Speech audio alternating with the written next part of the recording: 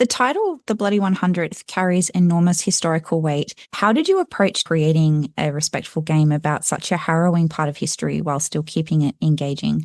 Games with the historical background, always the hardest part is to find the balance between complexity and playability. We wanted to have it all, like have everything about the B-17 right, and also to create a very enjoyable and playable game. So we, mostly Lajos, Yes.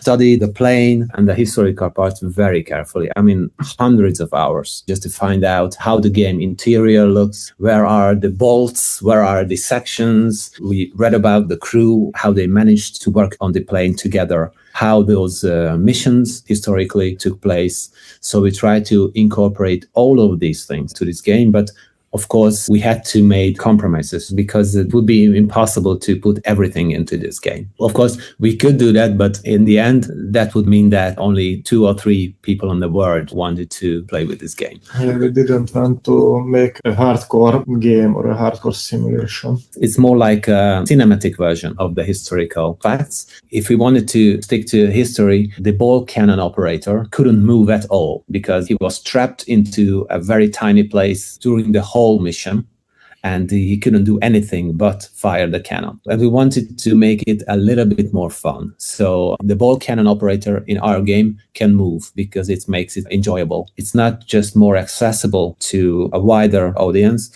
but at the same time, it's respectful to the subject, which I think is really important, because there might be a lot of players who are interested in being respectful because one of their grandparents flown on these planes or something like that. And we communicated all these things in the rulebook.